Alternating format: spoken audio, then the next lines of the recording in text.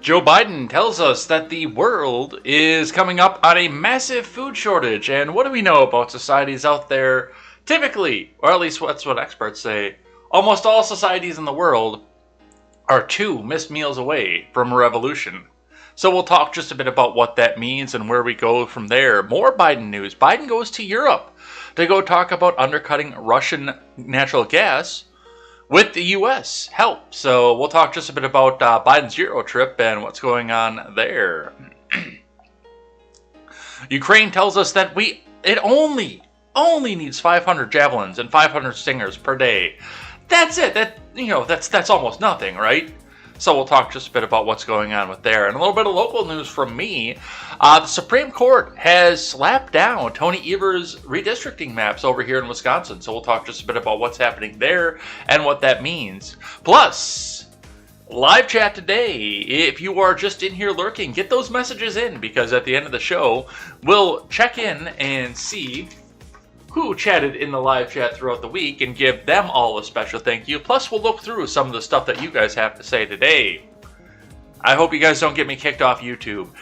It is going to be all this and more. You're just mad you can't date me. I am Jay Edgar, and this is Contemporary.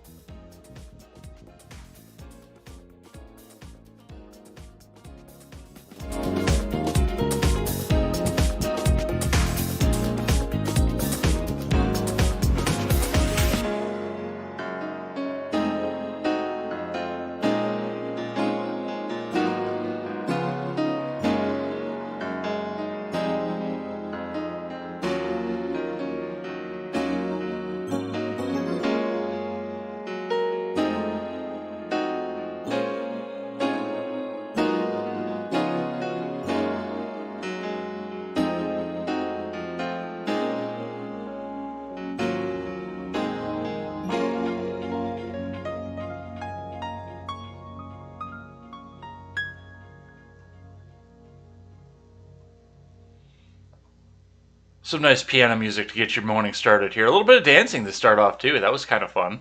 I always like to dance, like when they give me something high energy right at the beginning when I'm starting off the stream. It's a little bit fun to, get out there, let loose. I think you guys enjoy it.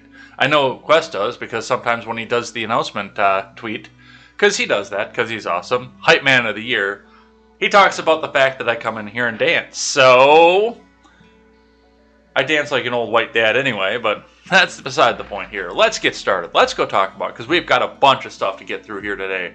Plus some leftovers from yesterday as well. So let's get the live chat up here. By the way, reminder, at the top, If your chat is sufficiently spicy, bigoted, hateful, or stupid, it'll raise the intellectual level of this program, and of course we'll get read on the air. So don't hold back on what you guys think about some of these news stories that we're seeing here. We've actually got 3 hills in a row too, by the way, which again I try very hard not to put 2 news outlets or 1 news outlet, 2 stories in a row, but just this has been an absolute cluster bomb. Biden is flailing. And the mainstream media is not going to tell you about it, but they're going to try to tell you around it. So we're going to talk about it here. We're going to talk all about this over here on Contemporary. But before we get started, make sure you guys go check out turnsofpagesproductions.com. Turns of Pages Productions will be your one-stop shop for all of your news and commentary needs. We are going to carry, once we get started, great programs such as The Daily Ignoramus, The Breakdown with Birkenhoff, The R-Rated Conservative, the new upcoming project with Britt and Sean Hickman, The Porch Boys. Lots of great shows, plus a new one that'll be joining us on launch here, coming up in the next month. I'm going to go on and I'm going to reveal what my real name is, which most of you already know because you've seen the Give, Send, Go. But we're going to get this started here, we're going to do an aggressive campaign to get this going, to give a community, to get a place together where you can see news and culture by the common man for the common man, because there isn't any of that out there in the world. You're all getting your news from, well, the same place I am here. People who wear suits, that cost more than our houses. So go and check that out, and go check out the Give, Send, Go. That will be made public shortly after I talk with Mr. Nichols, so go and check that out. Help raise money for Turn Some Pages Productions. That is givesendgo.com/turnsofpages101 if you want to go help out. Our goal is to get to $2,000 because we want to make sure that our friend Bobby Joe gets paid. We like Bobby Joe around here. So go and check that out. It's going to be a time, and once the name is out there, all bets are off. Put this anywhere that you think that people will see it, that you think people will donate to it, and that you think people will come and help us out here. Definitely looking forward to that. GiveSendGo.com/turnsofpages101. So impressed with the site GiveSendGo, except for the fact that they have to have the government name first and last up on the front page. So that's what we see coming off of that. Speaking of finances, let's get into finance for the morning, starting with the Dow. The Dow is up off the day yesterday, up 349.44 points, about 1% up to 34,707.94. So a few things that are weighing on this, weirdly enough, and I took a Market Watch article from a couple days ago as our second finance article this morning, talking about how the market is staying up right now with the fact that they're trying to taper off the Fed rate hike. So we'll talk just a bit about that and what's going on there. My God, the sun is out. Look at it. It has been slate gray and rain and cold for the last couple days, and now you can see the sun. I can see it coming in off the wall here, and it's kind of showing against my studio lights. So, like that. But that's what we see coming off of that. Let's grab the Bitcoin. Bitcoin took a mild climb yesterday, 1.23%, up $540 and 20 US cents to 4,400. Wow. $44,555 and 40 US cents. So that's what we see coming off of that.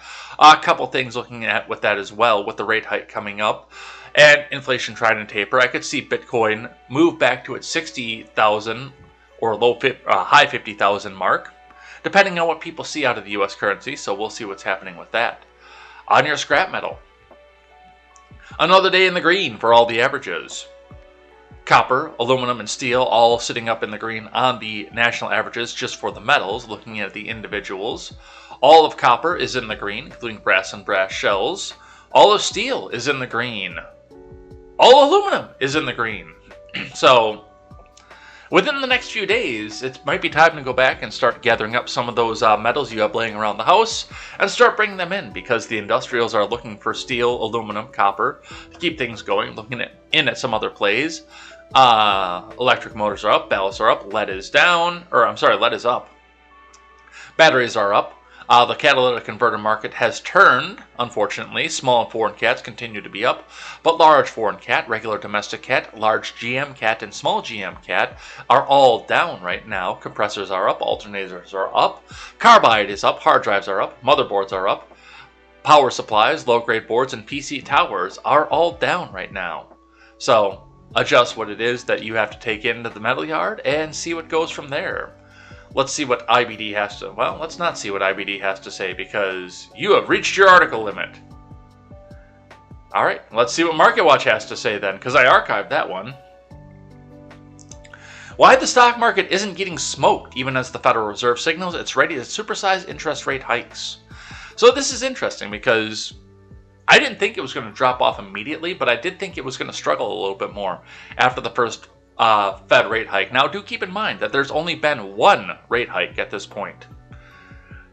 There are 6 more to go throughout the year, so this could change on a moment somewhere within the next 6 weeks, because they seem to say they're going to be doing it 6 weeks at a time. So we'll see what happens with that. Let's see what MarketWatch has to say from William Watts.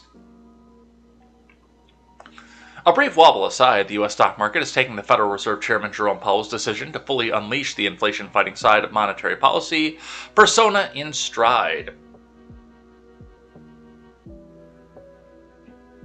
That's inflation fighting? 0.25% is inflation fighting? Are you serious? Talk to me when we get to 2%. That may be a surprise to some investors as Treasury yields soar and money market participants price in an aggressive round of benchmark interest rate increases after Powell on Monday made clear the Fed is ready to deliver 50 basis point rate hikes, something that it hasn't done since 2000, in coming policy meetings if necessary to fight inflation.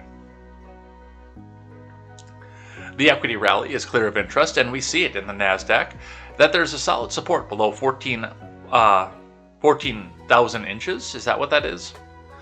Even as the U.S. 10-year Treasury yield continued to surge well above the 2%, it threatens to break the multi-decade downtrend, said Chris Weston, head of research at Australia-based Pepperstone, in a note to clients.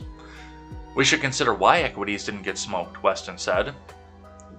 For his part, Weston argued that the fact that the Fed is bringing out the big guns in May and using it forward guidance to set the scene ahead of May. Wow, I can't read this morning. Holy crap, that's going to make for an interesting contemporary. For his part, Weston argued that the fact that the Fed is bringing out the big guns in May and using forward guidance to set the scene of this may be welcomed by the equity market. They weighed up the outlook and feel a credible Fed is a strong Fed and higher rates are better than entrenched inflation. The NASDAQ rose 1.5%, while the tech-heavy NASDAQ composite rose 1.6%. Tech and growth stocks are seen as the most sensitive to rising Treasury yields, which lessens the present value of their future earnings and cash flow, and which is used to justify the value of their earnings and cash flow, and also which is used to justify their high stock prices. Wow, I feel like I'm completely skipping around this paragraph here. Did I get dyslexia overnight? The NASDAQ, however, already slumped into a bear market earlier this month, falling more than 20% from its November record close.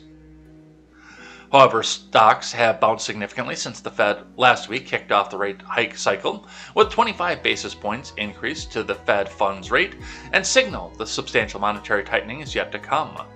Stock indices are now also trading above levels seen ahead of Russia's February 24th invasion of Ukraine.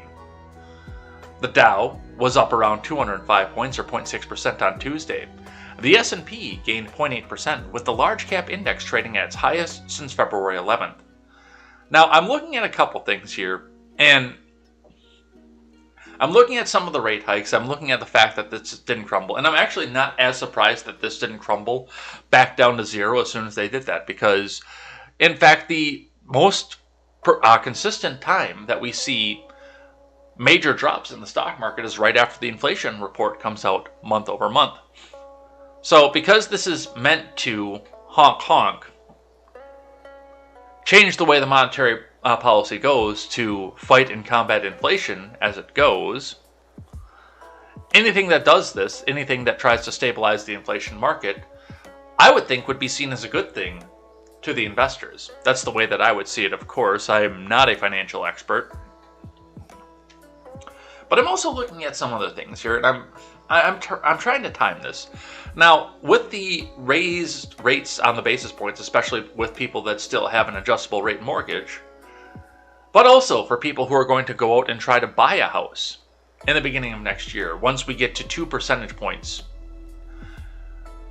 of Fed rate hikes, which means that your mortgage goes up another 2% over 30 years.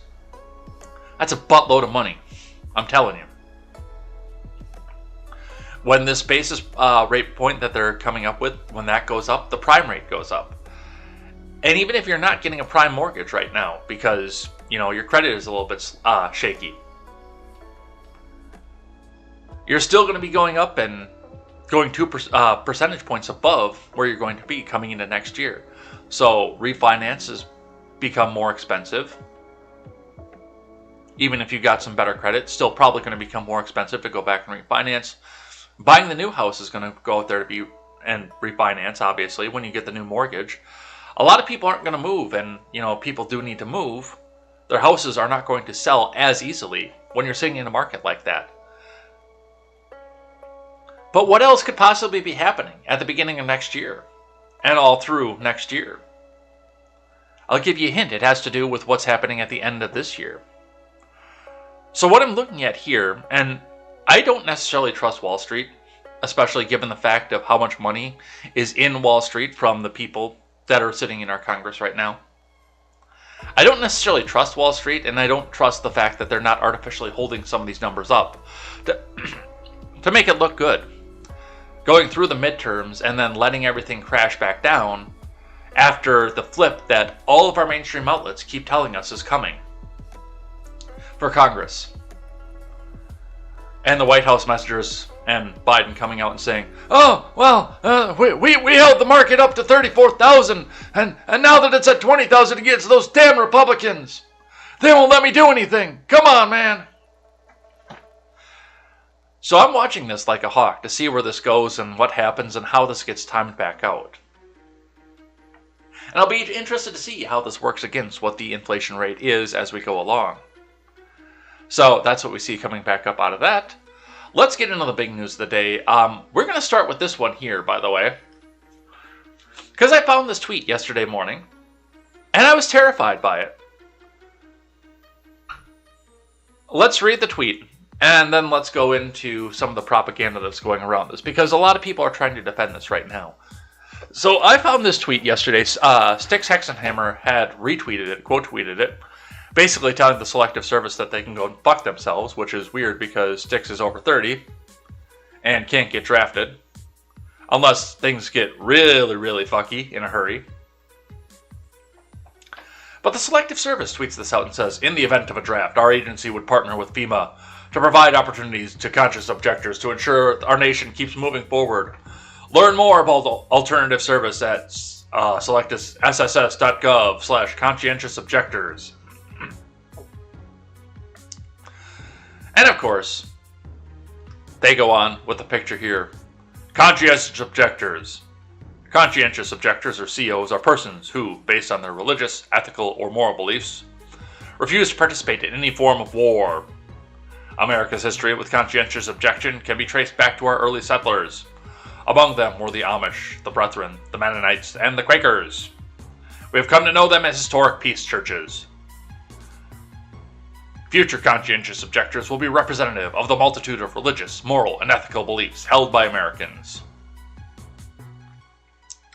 So, and I mean, if you look into some of this stuff, you find out that, they have opportunities for you to go back out and work in FEMA, but it's just, first and foremost, the fact that they're talking about what to do if you're a conscientious objector tells me that we're going to be sitting in here at a point where there might be some conscientious objectors coming up in the very near future. Now, I wonder what could be going on in the world that might require A, a draft, and B, conscientious objectors.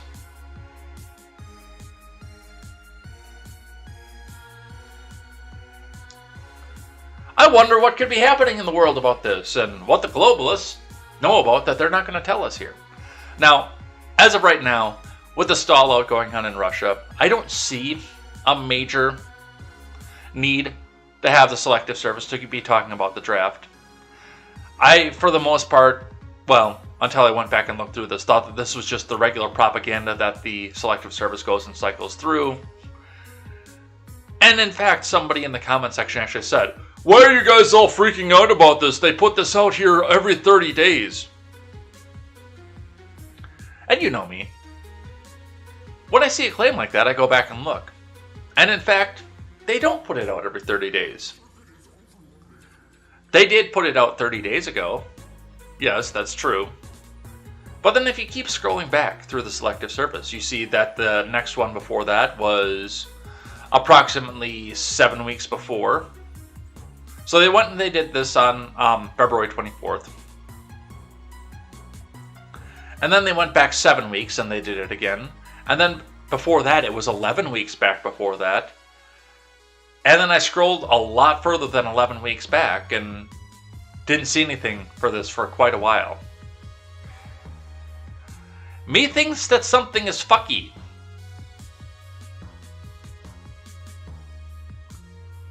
I also found it funny because they talk about putting in, like, oh, well, if you want to be a conscientious objector and we need to put the draft in, well, we will work with FEMA to find a place. What does FEMA do? Are they actually going to use FEMA to have the conscientious objectors, the cowards, go to bully people across the world? Or is that going to be the name of the camp that they put the people who don't go to war in? I don't know. But yes, the Selective Service is talking about the draft, and I don't think it's time to panic because of that, but I think it's time to pay attention. Definitely time to pay attention. Alright. Let's go in with the title card of the day. And we will start today by listening to the Houseplant-in-Chief, who is speaking at NATO. Disclosed TV tweets out, "New Biden with regard to food shortage. It's going to be real." Let's listen. Nothing more to report. With regard to food shortage, yes, we did talk about food shortages. And holy shit, he sounds like me when I don't get enough sleep. It's going to be real. The price of these sanctions is not just imposed upon Russia. It's imposed upon an awful lot of countries as well, including European countries and our country as well. Nothing more to report. With regard to food shortage, yes, we did talk about food shortages. And it's going to be real. It's going to be real. It's going to cost more. There's going to be a food shortage. Dude, the title card says, and I'm not advocating anybody go out and pick up an armament and go take their fight directly to the federal government. You guys know how I stand on that. As I always say, let the federal government come to you. But you now have the leader of the free world telling you, there's going to be a food shortage and just tighten your belt a little bit more. And as the title card suggests, what do we know about societies? Experts say that societies, all societies in the world, are 2 missed meals away from a full revolution. I don't know if that's true or not, but that seems to be the same thing that they keep telling us every time we get to a point where a regime starts to push back against their people, and that regime pushing back against their people has to do with them starving. So take that as you will. Like I say, I'm not trying to incite anything, so if you guys go back and do something about that, that's on you. Not necessarily on me, but that is where we go with that. Let's read. I wanted to do that one first. We'll do that after this. So, reading from The Hill. Biden warns of real food shortage. Risk over Russia's invasion to Ukraine. From Alex Gangitano. President Biden warned Thursday that there could be a global food shortage resulting from the Russian invasion of Ukraine and announced steps to prevent a potential crisis. We did talk about food shortages and it's going to be real. The price of these sanctions is not good. It's not just imposed on Russia. It's imposed upon an awful lot of countries as well, including European countries and our country as well. Biden said at a press conference from Brussels where he's meeting with NATO leaders. Both Russia and Ukraine, for example, are providers of wheat, Biden noted, though he pointed out that the US and Canada are both wheat producers too. The president announced his intention to redouble combined efforts with the European Union to increase global food security and provide direct food aid where warranted to prevent crisis in a joint statement with European Union President Ursula von der Leyen on Thursday. Dude, if there are going to be shortages here, why the hell are you making promises to go take care of everybody else before you come back and take care of us? That seems like a conflict of interest. The president said NATO leaders talked about urging all European countries and everyone else to end trade restrictions on limitations to sending food abroad. The U.S. and its allies, Biden said, are in the process of working out how to alleviate food shortages of concerns amid rising inflation and lingering supply chain issues. Senior admin officials warned that Russia's invasion threatens to jeopardize food security in the Middle East and Africa in particular. Oh, those are officials. That's not Biden. You know what? Fuck it. I'm still going to do it in Biden's voice. Russia's war of aggression threatens. That is such a propagandist term. Because we don't know what this is, if this is a war of aggression. We know what the mainstream media wants us to believe that it is. Russia's war of aggression threatens to disrupt the supply of critical agriculture commodities from the Black Sea region, which jeopardizes global food security, particularly for vulnerable populations in the Middle East and Africa. Officials said earlier on Thursday, look, I am all for sending food over to other countries to make sure that their people eat too, but I'm sorry, dude, you got to make sure your people get fed first. And this has been a constant thing with the American government on both parties for a long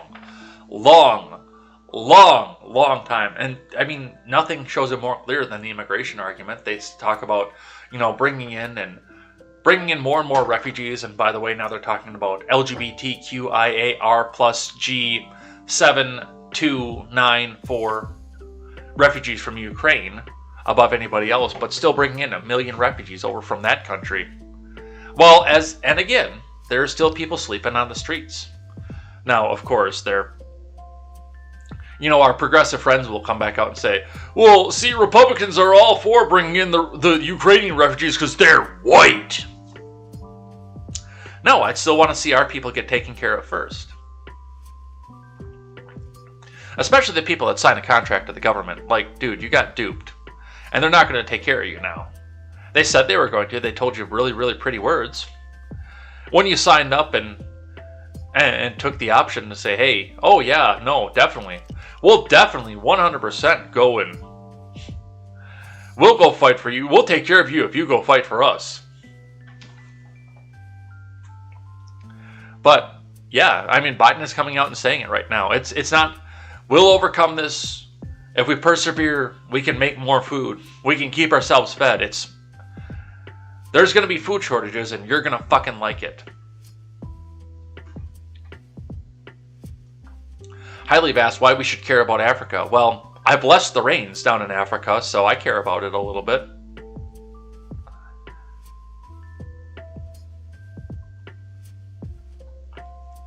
So that's what we see off of that. An update that I wanted to give you guys here at the top of the show. Actually, I wanted to do this before the Biden stuff, but I'm a moron and I can't organize things properly. This one comes to Fox News. Remember that boozy teacher that we talked about a few weeks ago? Democrat U.S. House candidate ends campaign after allegedly going on boozy tirade at preteen slumber party. This comes to us out of Oklahoma. From Adam Sabes. Editor's note, this story mentions suicide. If you or someone you know is having thoughts of suicide, please contact the National Suicide Prevention Lifeline at 1-800-237-TALK. Absolutely. Absolutely do that. And if you want to help out to keep things like that going, maybe consider talking to the American Foundation for Suicide Prevention as well. I know the regional director here in Wisconsin. She's a great lady, Gina Orlando. Definitely go and talk to her. Go check that out. She's a great person to talk to, and she'll take volunteers if you want to help out. and you're close by Wisconsin. Otherwise, check out your local chapter.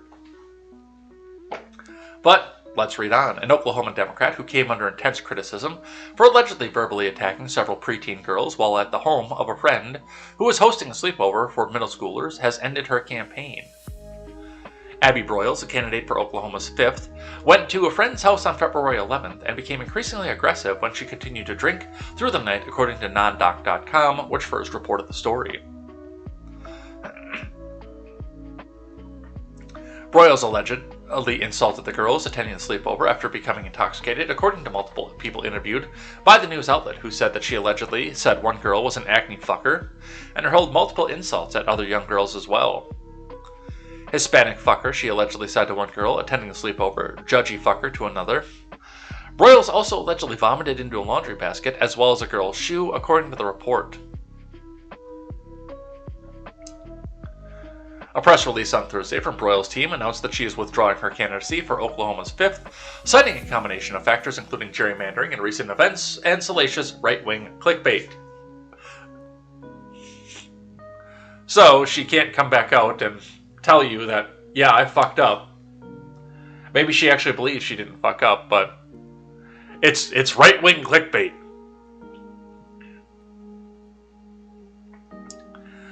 Shortly after Abby announced her candidacy for CD5, the Republican legislature egregiously gerrymandered the new district to prevent any Democrat from winning. The reality combined with recent events that turned Abby into a salacious right-wing clickbait have led Broyles' campaign to make this difficult decision and Abby to focus on her mental health, the press release states. Broyles says she regrets mixing alcohol and the sleeping medication. Last month, I made a mistake I deeply regret, Broyles said. As I admitted, I mixed alcohol with a medication I've never taken before while under the same roof as a group of young women who looked up to me, and for that I apologize from the bottom of my heart.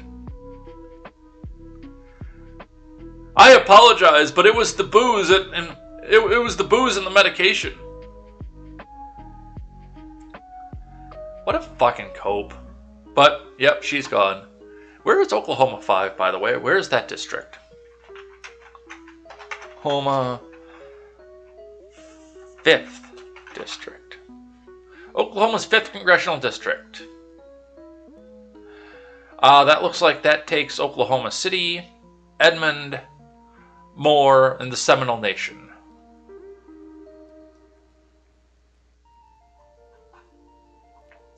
It's a bad map, but I think if I blow it up, I'll lose the lines. Let's try it. Yeah, we lost the lines. So, yeah, that's about where it is. In Oklahoma City, Edmond, it doesn't quite get to Moore and Norman. So, interesting times for that. All right, let's talk Mad Money with Jim Cramer. Agco CEO says Russia's Ukraine war, potential consequences on global food supply is a really big deal. From Crystal Herr. Diminished food supply resulting from Russia's invasion of Ukraine has potential consequences beyond empty stomachs, Agco Chief Executive Eric Hansosha told CNBC's Jim Cramer on Thursday. According to Hansosha, about 13% of global calories came out of production when Russia and Ukrainian borders shut down.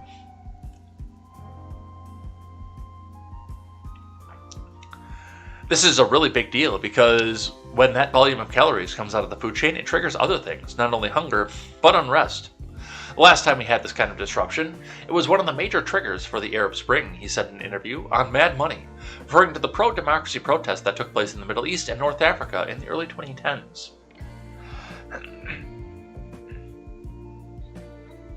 The Russia-Ukraine war has put pressure on farmers globally to produce more crop to make up for the gap in supply left by the two countries. As prices of wheat rise, so do prices of fuel, fertilizer that drive up costs for farmers. Cramer warned earlier this week that wheat and corn futures would continue to rise and urged investors to invest in a basket of agricultural stocks, with Agco earning a spot on that list. Hans Sosha said that AGCO is prioritizing helping farmers increase their crop without exhausting their limited supply or making purchases that could eat into their profits. He added that the company's investment into technology firms like Apex.ai and GreenEye Technology, as well as acquisition of Apereo Systems, has helped this mission. As for the agriculture company's business operations in Russia and Ukraine, the chief executive said the company has prioritized the safety of its employees and dealers. We moved a lot of them to the safer part of the country across the border. Hundreds, in fact, have been a part of that process, he said, adding that the company tracks the employees and provides funds for them. Another priority is helping farmers in that area stay productive. Hans Sosha said, AGCO has also helped provide housing for displaced Ukrainians and made donations to assist refugees, he added. AGCO stock rose 1.34% on Thursday. So, between what's going on and what comes out of Russia and Ukraine, both food and a litany of other things that go along with that. Fertilizers, DEF for transport. A lot of this stuff can be tried to make here, but as much as I hate to say it, we don't have the arable land in this country the way that Western Russia and the Ukraine do. We do have more than the Ukraine does, but the two of them combined, we can make a shot at it, definitely, because we have a lot of people around here that know how to farm. But that's a lot of land to be taken out of the equation. But with that, we will see what happens and where that goes and how that happens with there. Of course, the big thing for me is to see more of our food supply coming from within our borders. I don't know if that's going to happen. I know BlackRock up there, the CNBC article trending now on top of there, BlackRock says that Russia-Ukraine war is ending globalization, which, given the supply chains that we're seeing here, may be a possibility. But we'll see what happens with that. Let's grab one from the Associated Press. Biden to visit Poland, a complex ally on Ukraine's doorstep. From Vanessa Guerra. President Brandon's visit to Poland as his final stop in Europe this week offers a chance to underscore the U.S. commitment to protect a key NATO member on Ukraine's doorstep and to thank the Poles for their generous welcome for refugees fleeing Russia's invasion. But Poland is also a complicated ally whose populist leaders are accused by some European partners of riding roughshod over democratic norms, and many liberal Poles will be seeking a sign that U.S. remembers its role in promoting democracy. The two-day visit, starting Friday, follows a trio of emergency war summits in Brussels. It brings Biden to a country that has accepted the lion's share of more than 3.5 million Ukrainians who have fled the month-old war. More than 2.2 million have entered Poland, and many propose to stay there.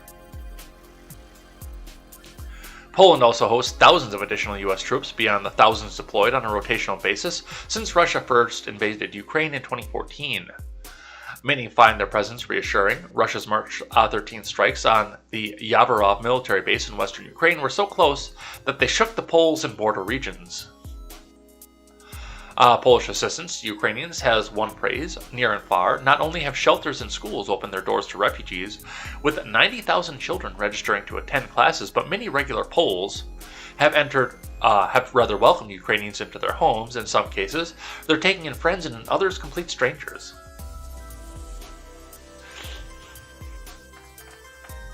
President Andrzej Duda, who is allied with the right-wing political party accused of eroding democratic norms, and who clearly preferred former U.S. President Trump to Biden, is set to welcome his American counterpart to Rzeszów, a city some 70 kilometers away from the border with Ukraine. Biden plans to be briefed there on the humanitarian efforts to help Ukrainians and to meet with U.S. troops. Many Poles will be hoping for a sign from Biden that Washington will continue to urge the Polish government adherence to democratic values, hoping that won't be forgotten and the need for wartime NATO unity. During his campaign, Biden mentioned that Poland, along with Belarus and Hungary, in warning about the rise of totalitarian regimes around the world. That comment caused offense to leaders in Poland, which has become a refuge for dissidents from authoritarian Belarus. The EU has accused Poland of eroding judicial independence since the Law and Justice Party started governing in 2015. The EU sees political interference in the judiciary as an attack on the 27 members bloc's fundamental democratic values, and particularly objects to a Supreme Court body with powers to suspend judges whose rulings displease the government authorities. Recently, the EU withheld millions of euros from a pandemic recovery fund from Warsaw, seeking to use the money as leverage for change. So, and there again, we've got a globalist entity, the European Union, who doesn't like populism, and in so doing is coming out here and telling you how evil Poland is. Fuck! Biden's going to go over there after he told the world that they're evil and tyrannical in the campaign, just like they said. So, this will probably go over well. I'm kind of curious why they didn't mention that when Kamala Harris was going over there, but you know, that's what they say off of that. Let's grab one from CNN. Stephen Collison gives us an analysis, which is an op-ed, to tell us here's why Biden is going to Poland. Well, here's why Biden is going to Poland.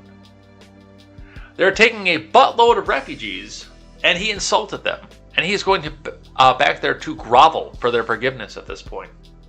Is why Biden's going to Poland. But I want to see how CNN spins it.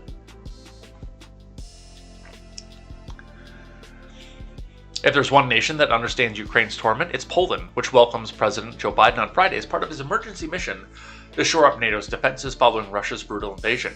Hey Joe, why don't you go over to Donetsk and Luhansk? Go check out the devastation over there. Check out Kyiv, I bet you it'd be a wonderful time.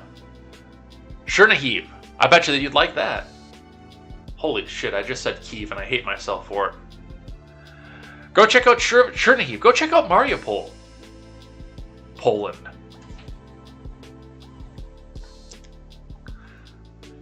You guys are all talking about beer, and we've got somebody who, as far as I know, still can't drink beer yet for at least a couple more months. Welcome, Harvey. Let's see. In the U.S., Biden's warnings that democracies under siege from menacing autocrats can seem remote, even after former President Trump's U.S. Capitol selfie fest. But in Poland, which neighbors Ukraine, freedom is fresh enough to still be a novelty.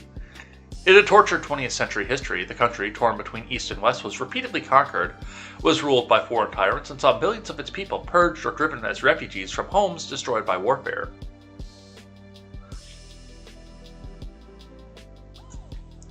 Poland again finds itself on the front lines of conflict. It's on the dividing line between the states and in the NATO club, to which it now belongs, President Putin's Russian orbit, which includes another Polish neighbor, Belarus. Poland has opened its borders to more than 2 million of the 3.7 million Ukrainians who have fled Putin's onslaught. The war came close to its borders with a Russian strike on base in western Ukraine earlier this month. Okay. Yes, we know the history. We've talked about this. Are you going to tell us why Biden is going over there? As Putin's threat mounted in recent years, Poland hosted rotations of U.S. troops and jets. In February, before Putin invaded Ukraine, Poland was one of the nations which Biden ordered 3,000 troops to bolster the alliance's eastern flank. If the war in Ukraine spills over into a broader conflict between Russia and the West, it's a frightening prospect. There's a good chance it could happen in Poland. We feel it's the right place for Biden to go, to be able to see the troops, to be able to see humanitarian experts, and to be able to meet with the front line and a very vulnerable ally, U.S. National Security Advisor Jake Sullivan said this week. Biden's trip comes several weeks after Vice President Kamala Harris was in Warsaw and helped to ease a disagreement between the two governments about Poland's plan to send Soviet-era jets to Ukraine. Biden opposed the transfer, reasoning that it could be seen by Putin as an escalation of the conflict that would create a cascade of consequences and a showdown between the West and Russia, which would risk a nuclear exchange.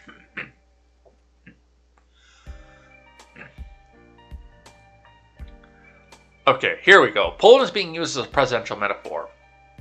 U.S. presidents have long seen Poland as an exemplar of freedoms that NATO was set up to safeguard, and have lauded its long, successful battle for its own existence, a struggle that Ukraine is now waging. Poland was eviscerated in the middle of the 20th century when almost all the substantial Jewish population was murdered in the Holocaust. The preserved camps at Auschwitz, Birkenau, west of the southern city of Krakow, stands as a haunting memorial to the horrors of Nazi occupation. The fall of the Third Reich didn't, however, bring liberation. Poland then endured nearly half century of communist repression imposed by Russia. In 2003 in Krakow, W lauded the eastward expansion of NATO, which was promised to never go east of Berlin, which has so irked Putin, saying that it had brought the peace of security of our lines to the young democracies of Europe. Daddy, you're proud of me yet? At the time, however, Bush was more preoccupied with the twin wars in Afghanistan and Iraq, launched after the September 11th attacks, than a revived showdown with Moscow. Yeah, I had to fight more wars over in the Middle East. Daddy, you proud of me yet?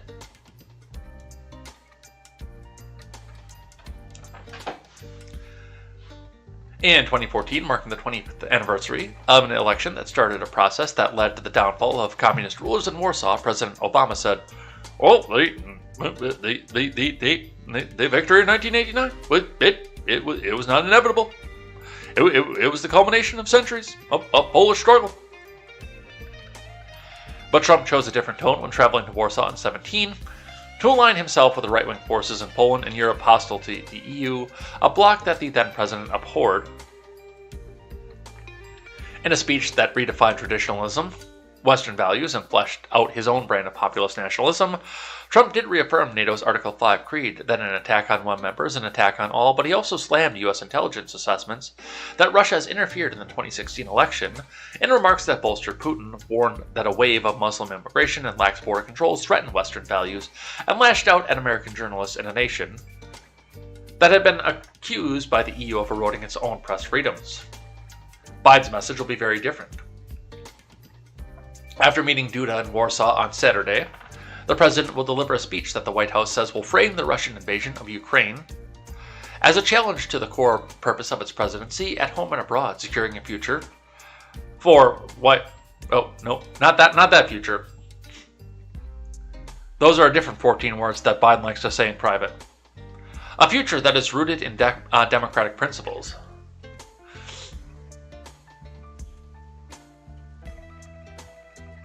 So that's what we see off of that.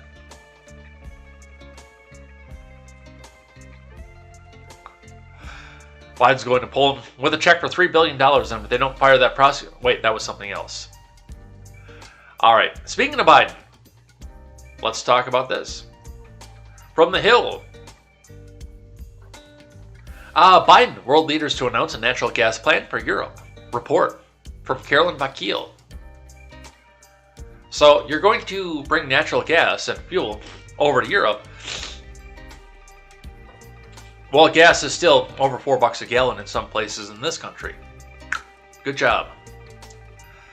President Biden and European leaders are expected to announce a plan on Friday for Europe to receive liquefied natural gas shipments in an effort to reduce reliance on Russia for energy. 3 U.S. officials familiar with the plan told the Washington Post.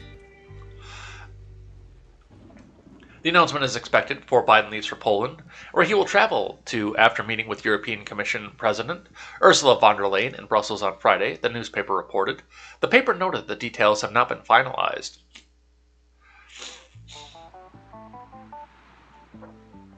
The president is also expected to announce a new round of sanctions against Russia while he's in Brussels.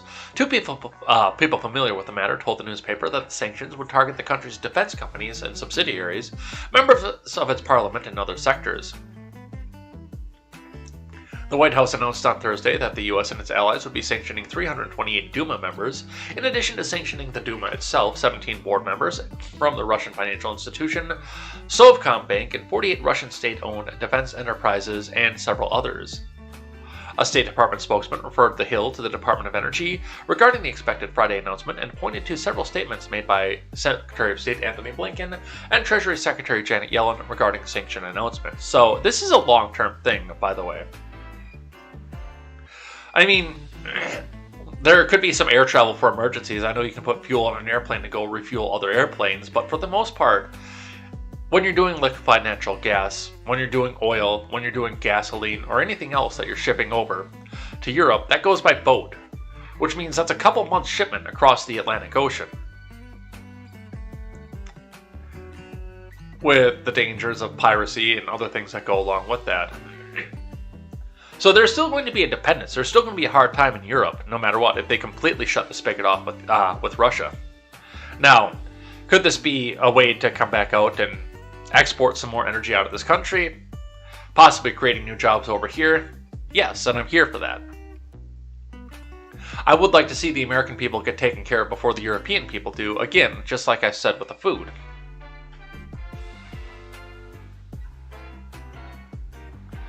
But that's the announcement that's going to happen. That's probably going to happen later on today, so we'll talk about that when that happens. Let's grab one from the New York Post. So, with this, I want to talk just a little bit about what's happening with Biden here and why he's coming out here to try to do everything and give away the money. And I talk about the gas prices. Well, we've got Democrats both on the federal level and the state level that are talking about giving away stimulus packages for gas. Free money. Free money. Vote for Democrats, please. Just please vote for Democrats. And right now, there might be good reason for that. Might have to step up for just a second. I need some music. But this comes to us from the New York Post. Collapse of support. AOC says Biden is in real danger among Democratic voters. Is there video? There is no video. But this is from Nolan Hicks, progressive darling. Representative Alexandria Ocasio-Chavez, D-Twitch, says the president... says the president is risking the collapse of his support among progressive and younger party voters in a new interview. The second-term New York Congresswoman, who represents Queens and the Bronx and Washington, made the remarks during an interview with New York One host Errol Lewis, in which she discussed Biden's political struggles as potentially power-shifting midterm elections near. We need to acknowledge that this isn't just about the middle of the road, Papi. Increasingly narrow band of independent voters, the socialist told Lewis. But this is really about collapse of support among young people, among Democratic base, feeling like they worked overtime to get this president elected, and they aren't necessarily being seen, Papi. She made the statement as part of a longer exchange about Biden's low polling numbers and how she believes Democrats might be able to avert a walloping November congressional elections, which the party that controls the White House typically endures.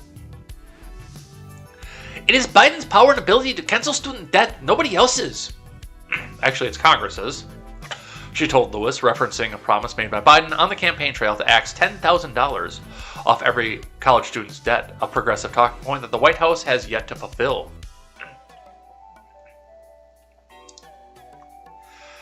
Progressives like Ocasio-Cortez and her fellow congressional squad members insist that Biden has the authority to wipe away that amount. He doesn't. And potentially much more by executive action. He doesn't. Eliminating any chance that more conservative Democrats or Republicans could hold it up in Congress. That's actually not true, by the way. Biden can go back and wipe out the financial backing for this, but to wipe out the debt, and I've looked into this since I made my video on this over a year ago. I think it's been almost 3 years now. Yeah, it would have been, because it was before Election Day, before I endorsed Trump. But I look back at this now, and I didn't realize this, but no, Biden doesn't have the authority to do that. He has the authority to axe the government backing for it, which would allow people to take it out in bankruptcy, because there would be no government backing through it. He has that ability, but no, he doesn't actually have the ability to wipe out that debt. He has the ability to appropriate funds from Congress to pay that debt off. But for the most part, that's privately held and federally backed. So it's essentially subsidized.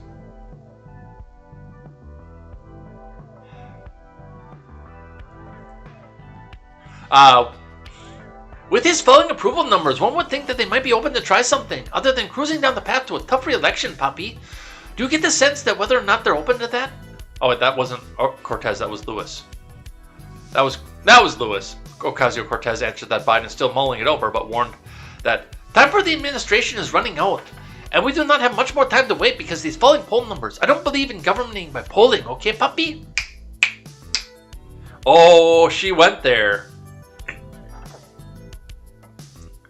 So that's where they're going with this, is they're talking about midterms and student loan debt, because that's what she promised out to her people, that she would go out there and single-handedly end this, and then realize that, oh shit, this is hard.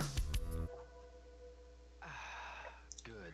Let's look into the polling, actually, though. So I pulled up the RCP, which it looks like they just had another one that was run from 318 to 321, which Hong brings Biden back above 40% to 41%, but he is still 12.2% points underwater right now. And that is something to keep in mind and something to pay attention to off of this. So the RCP average is 41% approve, 53.2% disapprove, with a spread of 12.2 points. This buoyed up by a recent Fox News poll, surprisingly enough, of 1,004 registered voters, with a 45 approve and 54 disapprove rating off of this. But, I mean, he doesn't get above 45 anywhere on the current polling, on the current recent polling, but gets as high as 58 points on a Rasmussen poll of disapproval, which Rasmussen is usually the one that's pretty much on the nose as to what's happening in the world. So that's what we see off of that. And I mean, you can come back and see the shift from the beginning of the presidency. 55% approval and 36% disapproval at the beginning of the presidency. And I mean, the disapproval isn't quite that high yet, but you're getting to the point where the approval isn't quite that low yet, rather.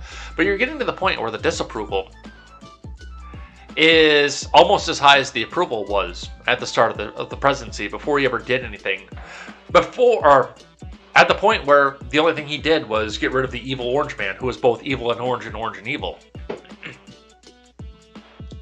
So that's what we see off that. Let's grab one from The Hill.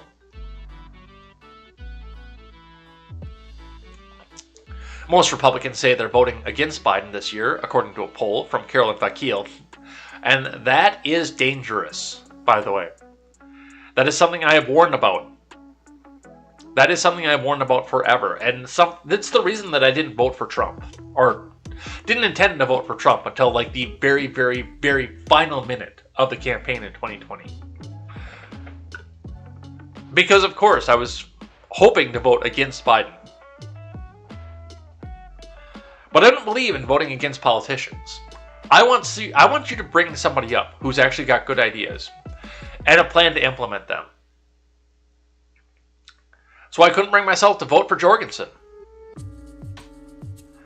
Yes, she could go out and say the pretty words, but she didn't have a plan to implement them, and the majority of her campaign was, hey, I know that you hate both of these people out here, so why don't you just, what do you have to lose? Come and vote for me. Vote against both of these people. Vote against the duopoly. Vote for me.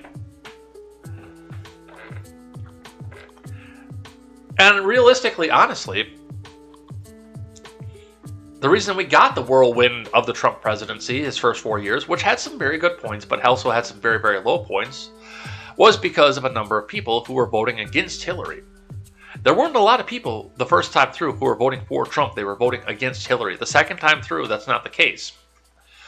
The MAGA religion has spread through the country, and a lot of people the second time did vote for Trump.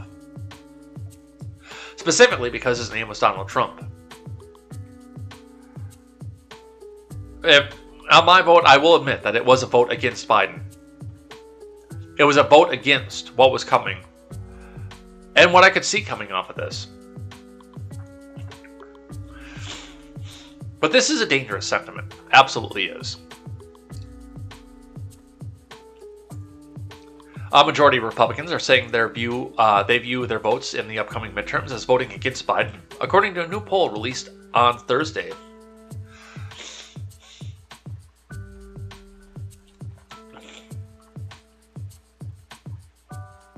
All right, before we do that, I might actually have to step up for just a second here.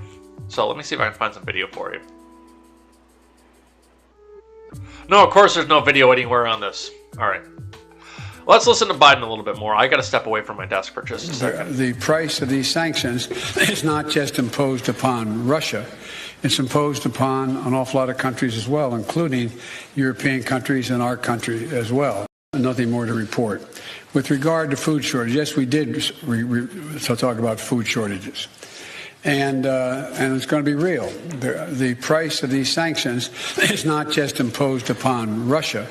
It's imposed upon an awful lot of countries as well, including European countries and our country as well. Nothing more to report. With regard to food shortage, yes, we did talk about food shortages. And it's going to be real. The price of these sanctions is not just imposed upon Russia. It's imposed upon an awful lot of countries as well, including European countries and our country as well. Nothing more to report. With regard to food shortage, yes, we did talk about food shortages. I noticed that Kim Jong-un is trending right now, so that's going to be dangerous as we go. All right, let's keep going on the hill here. So, going into what we were saying before, 2% of Republicans say they think their vote for Congress this fall is a vote in favor of Biden.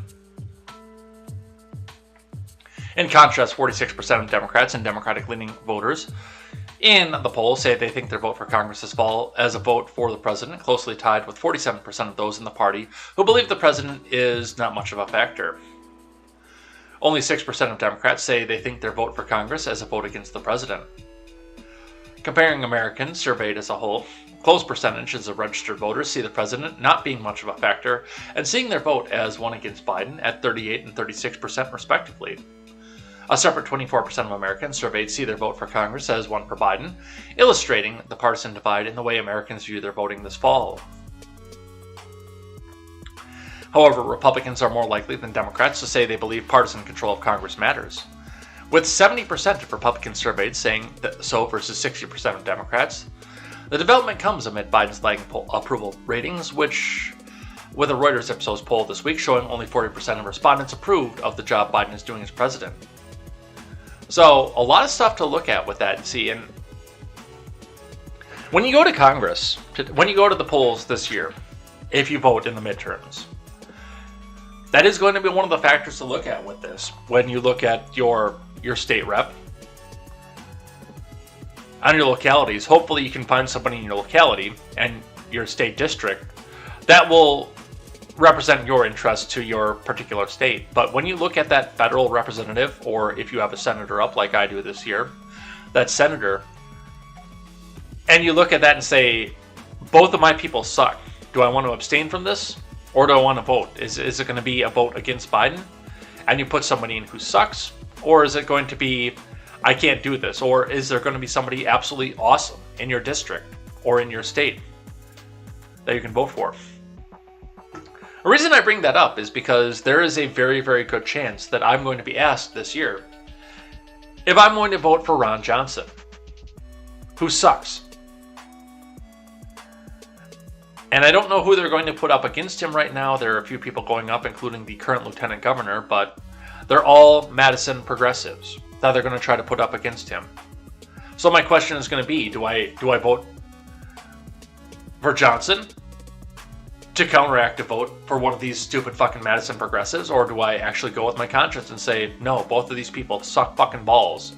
Neither one of them has earned my vote. And I'm leaning towards the latter off of that.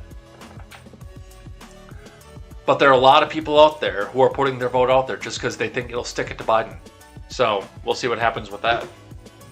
Another one from the Hill, and we'll just fly through these other two real quick.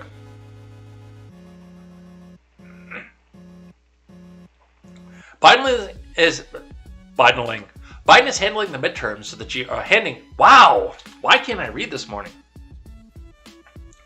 Biden is handing the midterms to the GOP. This is an op-ed from the Hill from Timothy Head, opinion contributor.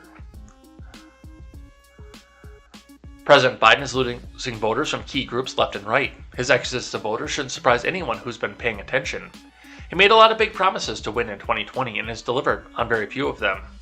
Take a look at his State of the Union address and you'll find a long list of problems for which he failed to take responsibility. Inflation is here to stay, violent crime is up around the country. Biden's chaotic withdrawal of troops from Afghanistan was nothing short of a catastrophe. With reverberations from the international stage, and with Russia's war in Ukraine, we are again seeing the results of his failure to lead. The only thing Americans seem united around is their mutual disapproval of his admin's performance, and some groups apparently have had enough. Young, progressive Americans are steadily souring on Biden, according to The Economist. They want a president who will stick to his word, and Biden cannot meet their expectations. Well, you voted for a Democrat. What did you expect at this point?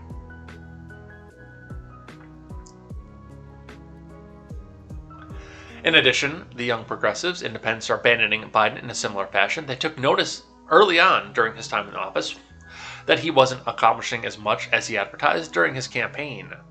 According to an August 2021 poll by NBC News, many suburban voters, another critical voting bloc, have withdrawn support from Biden as well. And the drop in suburban support is the most glaring in states that will be a key for Democrats this fall.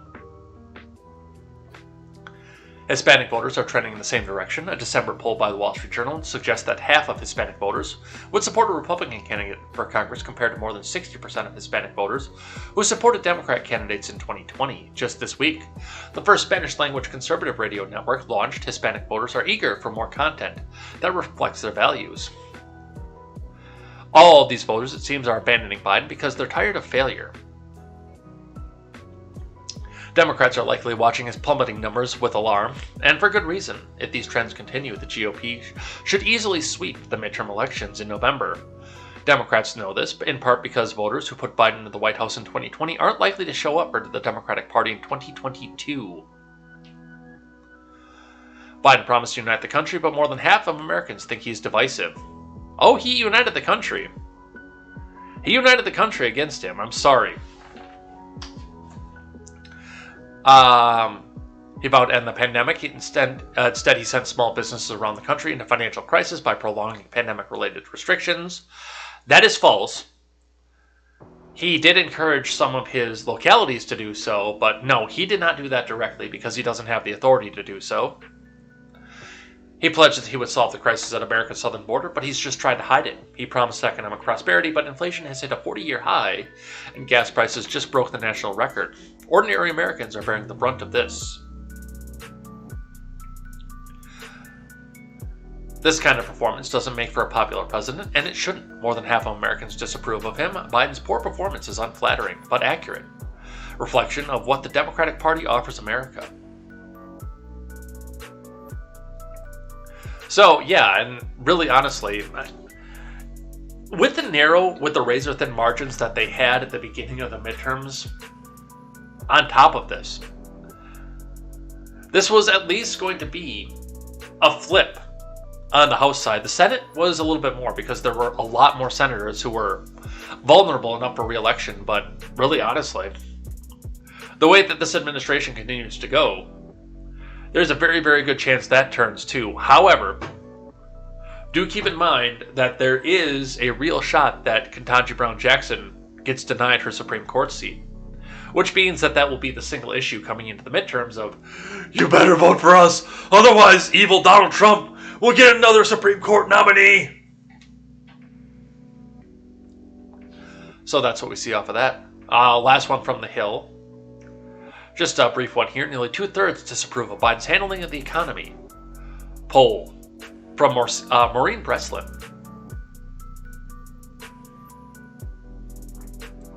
Nearly 2/3 of Americans disapprove of President Biden's handling of the economy, according to a new poll by the Associated Press NORC Center for Public Affairs Research.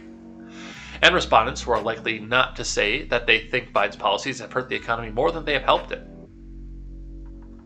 Overall, 65% of those surveyed said they disapprove. View. Let's go over and see what that's supposed to say. That's not on me this time. That's on them. Overall, 65% of those surveys said that they disapprove. They have a disapproving view. That's probably what that's meant to say of Biden's handling of the economy, which includes 96% of Republicans and 36% of Democrats. Despite the numbers on Biden's handling of the economy, less than half of respondents say they blame the president for high gas prices. 55% of those polled said they think that gas prices are rising due to factors outside of Biden's control, while 44% blamed the president for the spikes. There was a large split among party lines as 79% of respondents who identified as Republicans specifically blamed Biden for the high gas prices, while 88% of Democrats say the surge was beyond the White House's control. Both are true. Some of the energy factors that Biden put in did affect what the gas prices were doing in the years before, but there were factors beyond his control as to why we're at $4 a gallon, possibly $5 a gallon, and not middle threes like we were before in some places. Low to middle threes, high twos to low threes in some places. So it's in a situation where both are true. Overall, 68% of Americans say they're worried about the gas prices. Yes, because that affects everything else. So that's what we see off of that. All right. But now Biden's got to come back out and mention the other guy. Biden in Europe. I'd be very fortunate if Trump ran again. From Ron Blitzer. President Biden was not concerned about the 2024 election when asked about the possibility of former President Trump or someone similar becoming president. To the contrary, he said it would be good for him to go up against Trump again. You cocky motherfucker. You can't admit that you've done shit wrong. And now you're saying that, oh yeah, I'd totally win again if I had to run against Donald. The issue came up during a press conference in Brussels, where Biden had announced measures in the U.S. is taking to assist Ukraine and its people. A reporter asked the president or NATO, or if the president or NATO were taking steps to ensure what they do now could not be undone should Biden no longer be president in 2024. The next election, I'd be very fortunate if I had the same man running against me, Biden said. But he does have a slight point on that, because even now, the mainstream media, which a lot of his voters listen to, are running a litany, an onslaught of propaganda against the former president, because they're afraid that he will pull out the Grover Cleveland. I don't know if he will or not. But Biden thinks that he could come back out and, after defortification, honk the election once again. But we'll see what happens with that. From NBC, U.S. ambassador urges Mexico to side with Ukraine. From, this comes to NBC by Reuters, actually. The U.S. ambassador to Mexico on Thursday urged Mexican lawmakers to join the U.S. in supporting Kiev against Russia's invasion of Ukraine, a day after his Russian counterpart encouraged Mexico to defy Uncle Sam. The Russian ambassador was here yesterday to make a lot of noise about how Mexico and Russia are so close. This sorry can never happen. It can never happen, U.S. Ambassador Ken Salazar said in remarks at Mexico's lower house of Congress on Thursday. We have to be in solidarity with Ukraine and against Russia, he said before invoking the history of World War II. I remember very well that during the Second World War there was no distance between Mexico and the U.S. They were both united against what Hitler was doing, he added. In May of 1942, Mexico's Congress approved a formal resolution of war against the Axis powers, about half a year after the U.S. declared war in Germany. Salazar's comments came after Russia's ambassador to Mexico, Victor Coronelli, addressed lawmakers at a newly inaugurated Mexico-Russia Friendship Committee on Wednesday. On orders of Uncle Sam, that is Coronelli. On orders of Uncle Sam, Mexico will never answer yes, sir, Coronelli said, drawing applause from some legislators.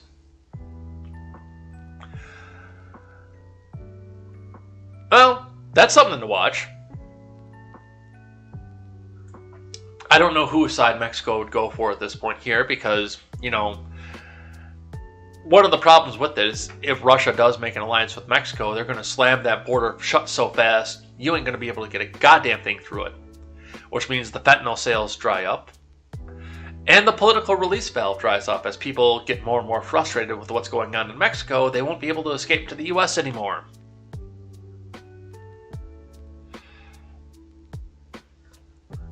So, yeah, that's where we're going with this off here, so we'll watch that off our borders.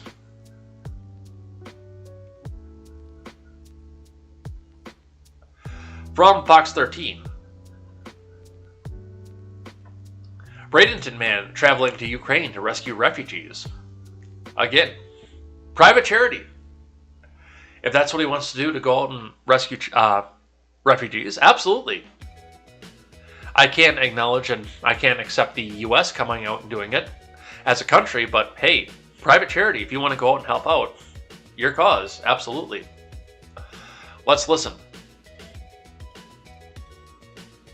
A decade in the Marine Corps and Army National Guard. You just can't be afraid. He also worked as a police officer and firefighter. You just stare death in the face and you just go, you do your job either way. This Bradenton man is used to running toward trouble, not away, and Ukraine is in trouble. God forbid we ever end up in a situation like this, you'd be grateful if somebody showed up for you. His family is from Ukraine. They came to the U.S. in 1989 as refugees, seeking religious freedom before the Soviet Union collapsed in 91, the year Vladimir was born.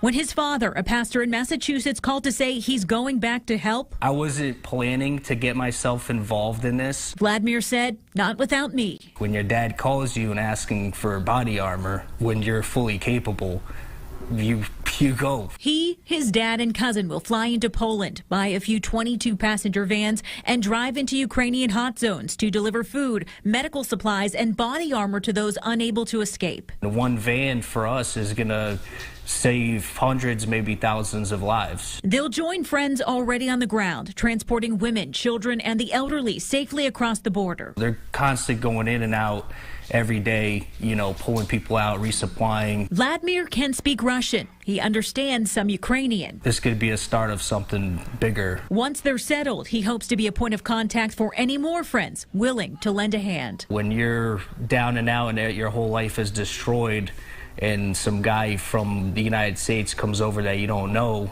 he's trying to help you, I think, it brings some hope that, there's some people in the world that are willing to help you. And again, like I say, my stance on private charity versus government involvement is there. Now, are we going to come up against some diplomatic norms? Probably, but I mean, good on him for going to help out the cause that he believes in. I don't know if it's the right cause, but it's the cause that he believes in, and he's not asking for help to do so. So absolutely. From the Associated Press. Ukraine reports 300 died in Russia strike on theater. From Nebi Kenna and Andrea Rosa. Ukrainian authorities said Friday that about 300 people died when a Russian airstrike blew up a theater where hundreds of civilians were sheltering, a catastrophic loss for civilian life that, if confirmed, is likely to further crank up pressure on Western nations to step up military aid. In a vain attempt to protect those inside from the missile and airstrikes that Russia has rained down on cities, an enormous inscription reading "Children" in Russian had been posted outside the Grand Column Theater to make it visible from the air. For days, the government in the besieged ruins of Mariupol was unable to give a casualty count for the March 16th attack. The Post on its Telegram channel Friday cited eyewitnesses, but it was not immediately clear whether emergency workers had finished excavating the theater ruins or how witnesses arrived at the horrific figure of lives lost. Still, the emerging picture of gruesome casualties could refocus attention on the refusal thus far of countries from the NATO alliance to supply warplanes or fly patrols to protect Ukraine's airspace, despite repeated pleas from the country's embattled president. And again, escalate the war until Vladimir drops the nukes for a situation that we really don't have a reason to be involved in other than the current sitting president's son. Just so you know. And yes, F in the chat for all 300 of those people, if that's indeed the true number of people that died there. Again, we have been getting so much propaganda from the Russian side, from the Ukrainian side, and everywhere else off of this. I don't know what to believe out of any of this anymore, but this is what the Associated Press wants you to believe, is that 300 people died in this theater. From CNBC, Biden says U.S. would respond to Russia if Putin uses chemical or biological weapons, because of course he would. Saddam 2.0 coming on right here.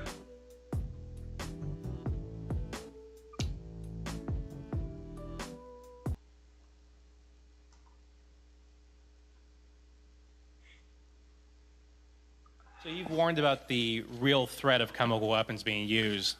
Have you gathered specific intelligence that suggests that President Putin is deploying these weapons, moving them into position, or considering their use? And would the U.S. or NATO respond with military action if he did use chemical weapons? You know, on the first question, I can't answer that. I'm not going to give you intelligence data, number one. Number two, we would respond. We would respond if he uses it. The nature of the response would depend on the nature of the use. Josh of Bloomberg. Yep, Saddam 2.0. We'll use chemical weapons, and we'll respond in kind if they use chemical weapons. By the way, I think they have chemical weapons, and maybe a biological weapon or something. Don't worry, we'll be there.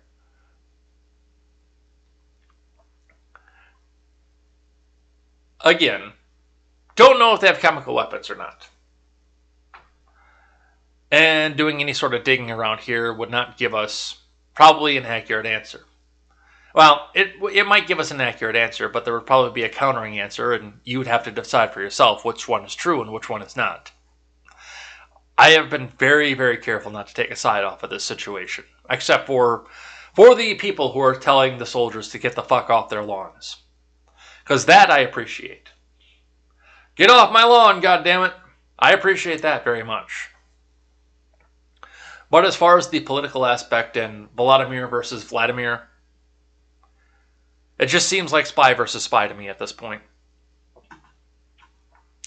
And we are going to be wrapping up here in just a few minutes. There are a couple other things that I want to get to off of this today, but make sure if you are lurking right now, you get those messages into the live chat, because as soon as we wrap up the news here, which will cover a couple more things, then we will go start talking about live chat and what happened there. Ukraine tells the U.S. it needs 500 javelins and 500 stingers per day. And Raytheon started rubbing their fucking hands together. 500 javelins and 500 stingers. Oh, is that all? Is that it?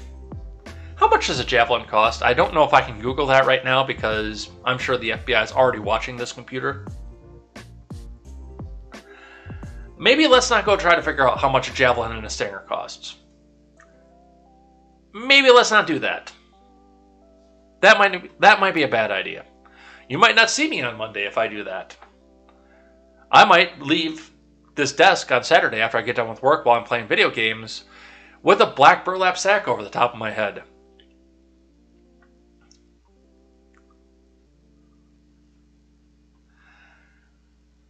Ukraine tells Russia dire surrender as Kiev counterattack pushes back invaders. From Richard Engel, Lauren Egan, and Phil McCausland. As Russian missile strikes continue to cause fires, terrorize residents, and turn buildings into rubble, here, Wednesday, Ukrainian forces seemingly managed to push back Vladimir Putin's invading army from the capital's outer edges. I still don't think they're giving it their all. Because, again, statistically, with what should be the second biggest army in the world, this whole thing should have been done in like 5 minutes. It should have been over in 5 minutes, which tells me they're either trying to stretch this out for political purposes, to try to draw NATO into it, to try to say, oh, look at all these suffering people. Or just nobody in Russia likes their president. But there is something else going on here other than just the war in Ukraine.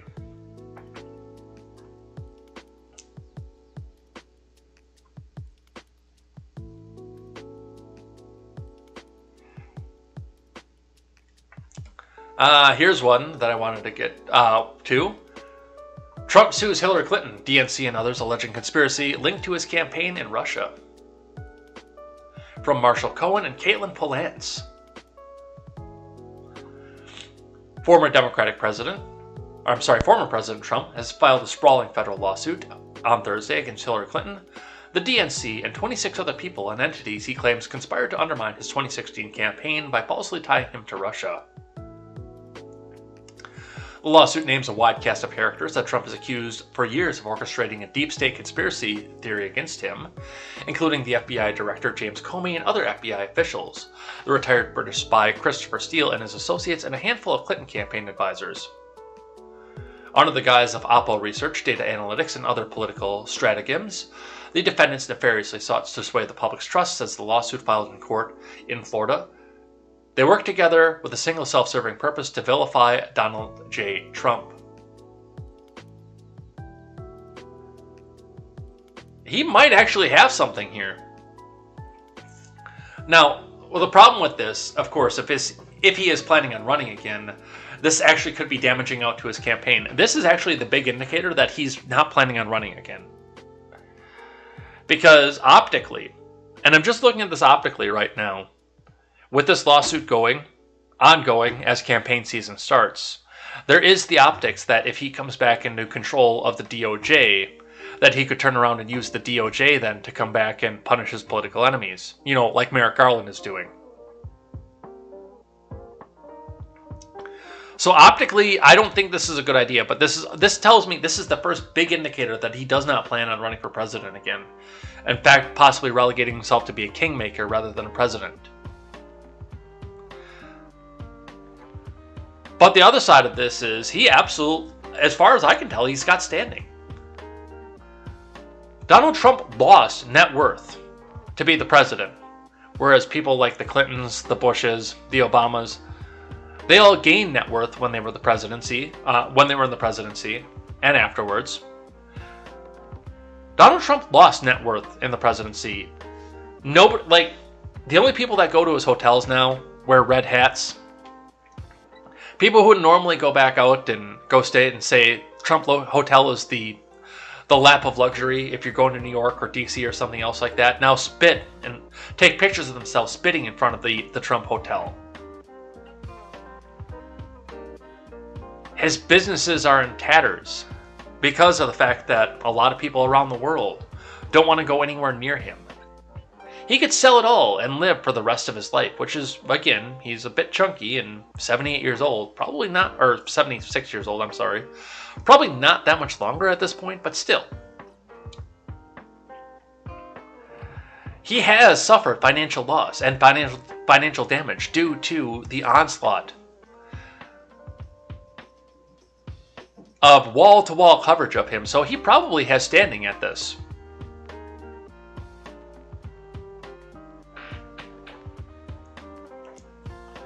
So, will this happen? I don't know. I'm pretty sure that in most cases a federal judge will throw it out, but we'll see what happens with that.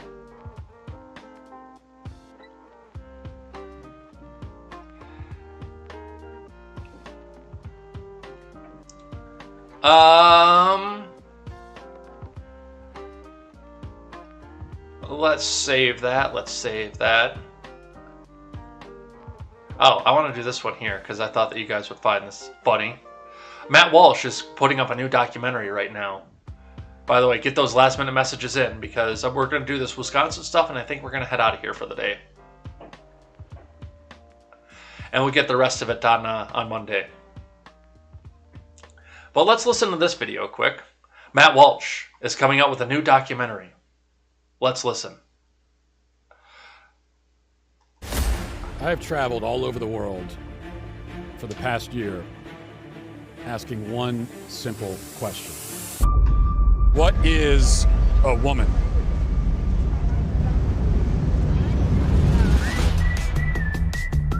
What is a woman?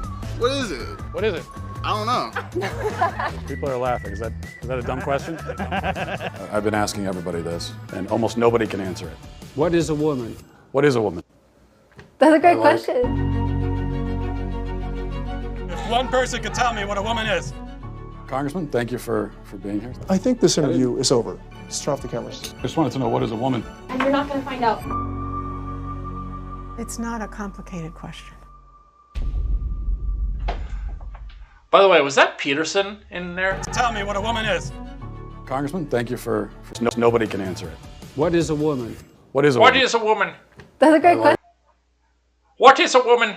Well, I can tell you about the great feminine and the great masculine and the struggle between them, and the soft side. And I'm more concerned about what a man is, and you need to go and clean your room. But if you'd like to talk about what is a woman, this goes back into the story in our psyche about the struggle between the Adam and the Eve that are in our brain, and how we must go down into the belly of the whale to come back out and fix and come to the end of the struggle.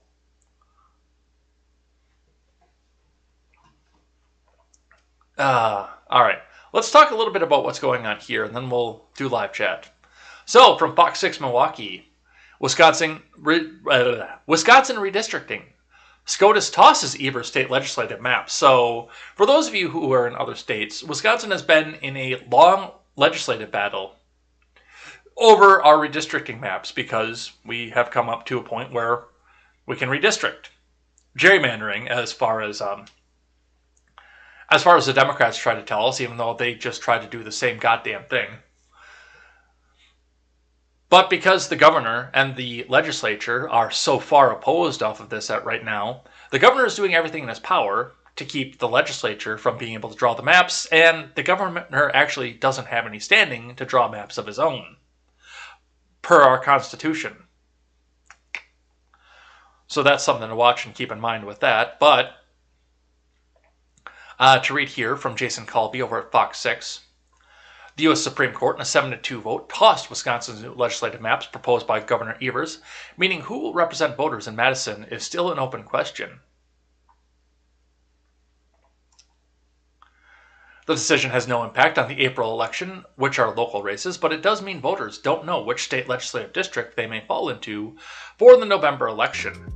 Yeah, I really hope that the Evers map doesn't go, because if the Evers map goes into effect, I'm in District 2 suddenly. That might be a reason to move in and of itself. Which means I'm in the Madison District. I'm in District 1 right now. It includes most of southern Wisconsin from a little bit west of Janesville all the way over to Kenosha, and is usually reliably conservative. This is Paul Ryan's district that I'm in right now. Which would be weird because our current representative is from Janesville, but they are trying to add Janesville to District 2. And everything in between Madison and Janesville. All the way down to the state line, in fact. So pick up Beloit and Janesville as well.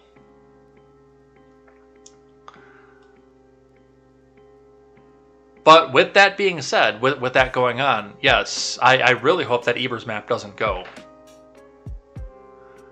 But Evers doesn't have standing either. Reading from the Milwaukee Journal-Sentinel, the Wisconsin Supreme Court has several options as it considers the next steps in the redistricting case. So what had happened was the legislature proposed a map, Evers proposed a different map, and the Wisconsin State Supreme Court came out and said, well, we're going to draw the maps, and they drew a map that was similar more to what Evers had drawn up there. But then Republicans looked at the map and realized that a new predominantly black district was going to form in Milwaukee and take a district away from other parts of Wisconsin, which was not representative of the population. And then it went out to the Supreme Court. From Patrick Marley, the justices on the state Supreme Court have several options as they race to establish new legislative districts within weeks. The 7 justices offered no immediate clues Thursday about what they had planned to do a day after the U.S. Supreme Court threw out the legislative maps they adopted 3 weeks ago. The state justices must act quickly because the election officials likely need to know the boundaries by April 15th, when the state law allows candidates to take out paperwork to get the ballot. What the state court decides will likely come down to Justice Brian Hagedorn, who was elected with the backing of Republicans in 2019, but has at times sided with liberals on the court. Hagedorn sided with the conservatives in November in a decision benefiting Republicans that set rules for drawing maps. 4 months later, he joined with liberals to choose maps drawn by Governor Evers. And we're sitting on a line too, which it's interesting to go because, like they said, the Hagedorn effect. The Supreme Court in this state was 5-2 conservative up until last year when Bernie Sanders stayed in the primary long enough to get our special election for the, I can't think of her name right now, but for the progressive judge who took over the Walker appointee. I can't think of either of their names right now. But that put it to 4-3, with Hagedorn being 3-3 rather, with Hagedorn being a swing vote. The Supreme Court returned the issue to the state court Wednesday after it determined Wisconsin justices had not thoroughly examined whether Evers' maps from Milwaukee complied with the Federal Voting Rights Act. The state justices could go in a number of directions as they decided what to do next. They could reapprove Evers' maps after providing more analysis regarding the Voting Rights Act. They could keep most of Evers' maps for the state but modify the ones for Milwaukee. They could abandon Evers' maps and instead use ones drawn by Republican lawmakers or others. They could also give up establishing new maps for this fall and keep in place the ones that were drawn in 2011. Which is, that's going to change on, where am I going with this? That's going to affect the population shift in this state, of course, because, the population doesn't necessarily represent where the maps were drawn in 2011. We have shifted a lot. A lot of people have come out of the cities at this point. A lot more people have gone to rural areas, suburbs, etc. So the maps really do need to be redrawn, but it's a battle of who does the redrawing and how do they get to win because of it. And the last one, also from Fox 6.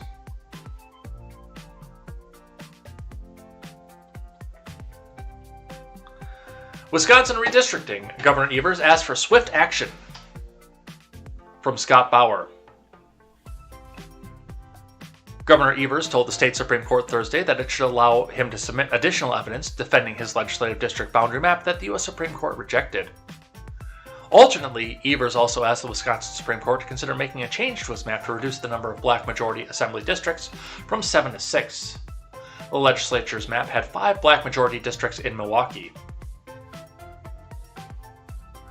The U.S. Supreme Court said in its ruling on Wednesday that the state Supreme Court failed to consider whether a race-neutral alternative that did not add a 7th majority black district would deny black voters equal political opportunity.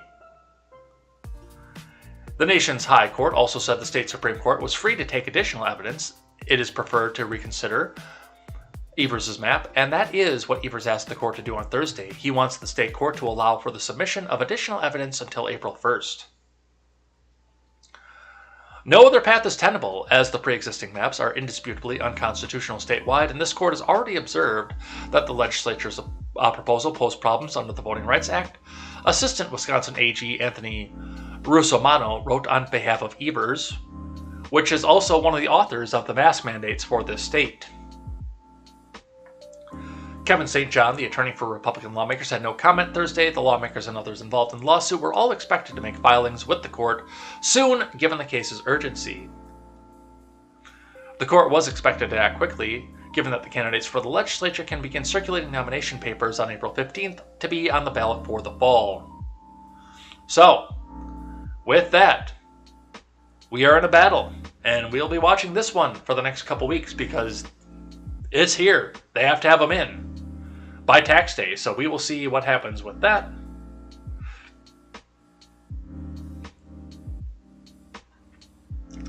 And let's go see what you guys are doing in the live chat for the day. So let's start by bringing this over here so you guys can see what's going on here. Let's see how far into the show that we were when we started here. Come on, let's go up to the top. Right from the top, Quest here's good morning. A Gains P, good morning, Quest. That's a lot of hill to climb. Yeah, we had a lot of hill articles today. We had a lot of Blaze articles too, but we didn't get down to the bottom of the show where they all were. And do we want the best followers, primes, and viewers on mystream.store? Remove the space. Do we want to do that? Do we want to bot this? Do we want to get followers, primes, and viewers? Think of how famous we would be. All right, let's look at what happened throughout the day or throughout the week. A little bit of a slow week at the beginning of the week, but it picked up towards the end. On Monday, we had Quest Banning, Ron Helton, Randy Crush Saga, A Gains P, who comes in at the end of the show usually with a thank you, and that's always appreciated too, by the way. Chilaga 1984, Arvolt 24, Blind Fear, and Paul Daly was here as well. On Tuesday, the slowest day of the week, Quest Fanning, Arvolt, Ron Helton, A Gaines P, Chilaga 1984, and Randy Crush Saga. And on Wednesday, we picked back up. We had Quest Fanning, Randy Crush Saga, Ron Helton, Arvolt, A Gaines P, Highleaf was here, which looked like I saw him here today too. Chilaga 1984, KTZed, and TX Alan XT. Thank you, Alan. Yesterday gave us Ron Helton, Mad Cow Mark, which I saw him in here today too. Arvolt, Slapweasel was here. 80s Kid, A Gaines P. Chilaga 1984, Mr. Zed reminded us of how the Supreme Court actually does sentencing and how that affects the Supreme Court justice. And Randy Crush Saga today. Let's see if we can get kicked off YouTube today. Quest Fanning says, so instead of alleviating your gas prices, Biden is going to help Europe. Yes. Arvolt is lurking. Katie said, I'm here, please begin again. And then she says, Ed reads as good as I do. Where did I extol? I'd actually have to look up and see what extolling is, but where did I extol Quest Fanning? I honestly didn't hear anything else. Randy Crush Saga is here. Chilaga is here. Ron Helton is here. Back on the D-Live side, by the way. Welcome back to D-Live, Ron Helton. Good to see you.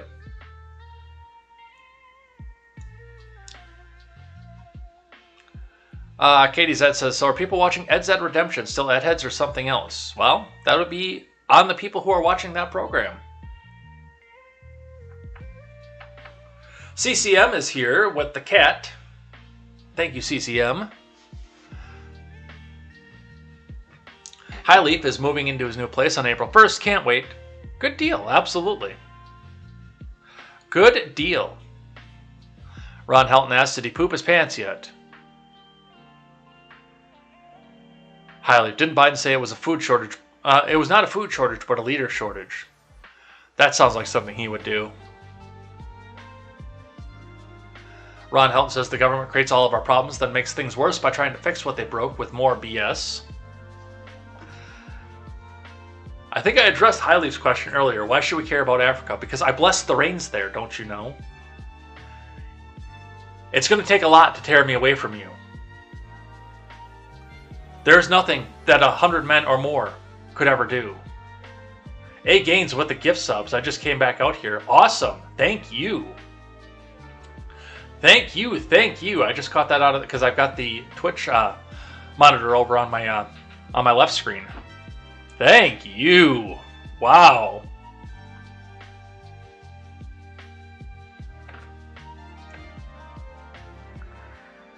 Let's see. Ron Helton is not suicidal. I'm not anymore. I used to be. Really badly. I grew out of it.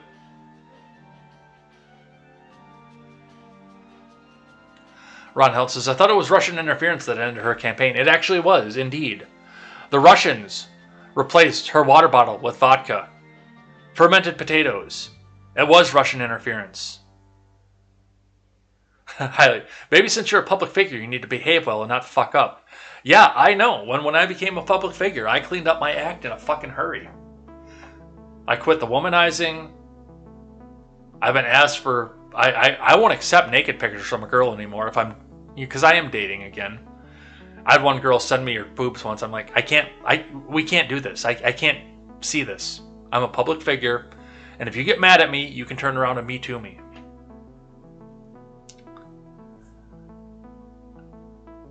Chilaga says, easy heads.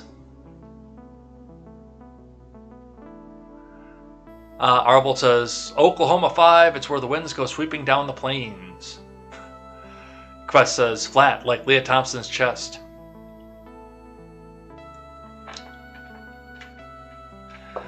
This thing with the Leah Thompson thing always weirds me out because I see Leah Thompson and I keep hearing Leah Thomas in my head, or I keep seeing Leah Thompson and How do I put this? How do I do my sensory input?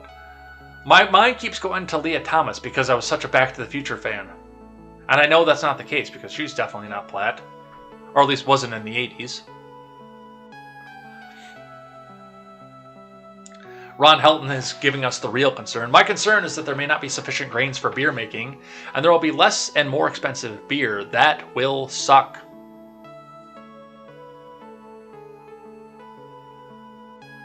Oh, maybe I did get it right that time. We need our beer, Ron.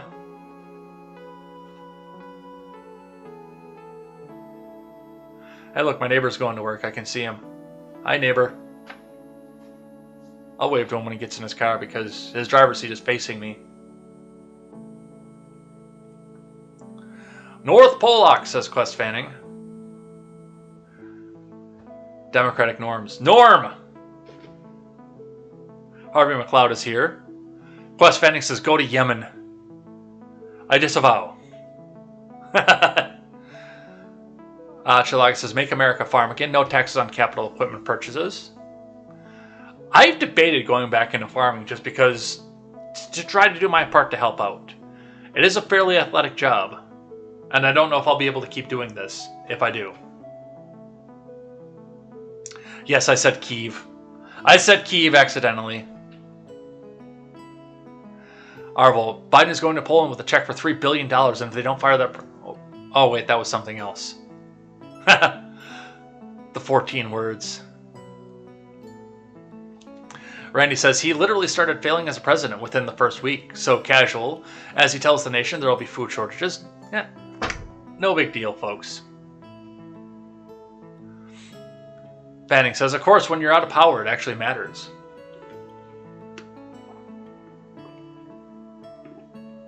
I've never cared for Langford, warmonger and shill for Israel. Must be your local people over in Ron Helton.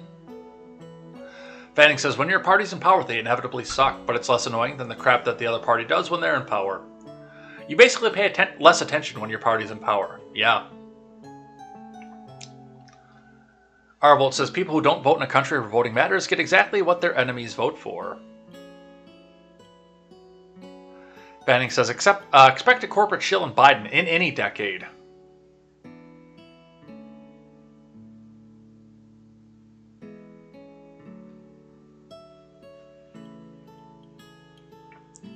Fanning said, my preferred candidate actually won a special election for my New York Assembly district.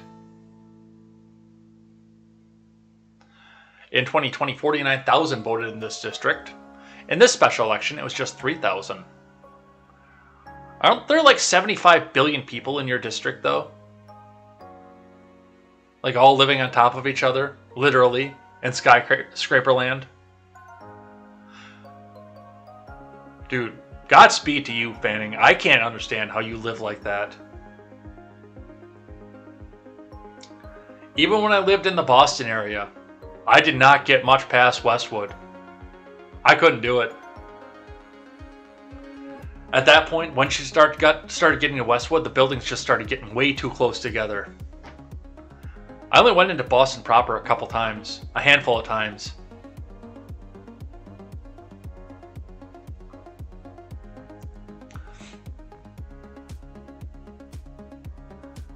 Mad Cow Marcus here says they survey.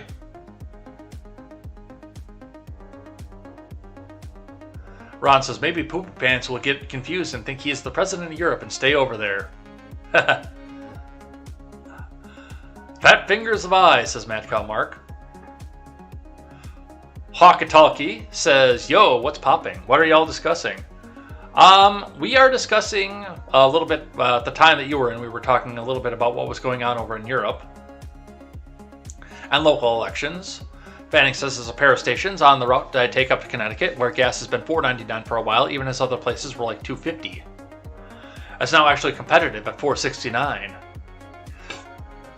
Fanning says Biden's approval rations, or ratings. Well, approval rations are what they give out to you as stimulus. That's the approval ration. That's what that is.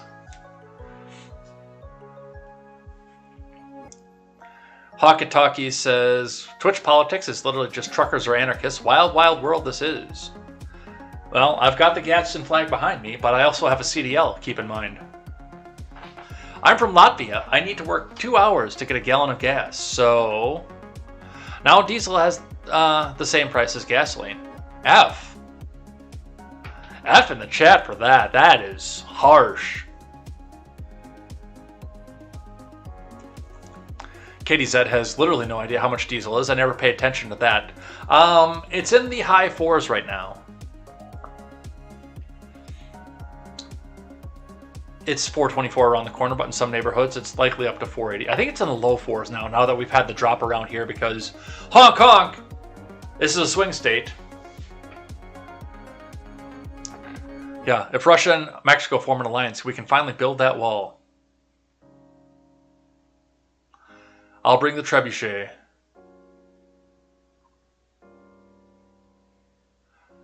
I think the relevant issue about diesel is that since they tend to be more efficient, you can charge more for diesel fuel and the driver still saves money. In the small vehicle, yes. But keep in mind that in the commercial vehicles where you need that torque to pull that trailer, you're still getting 5 to 9 miles per gallon depending on how you drive, what you're hauling, and what engine you have.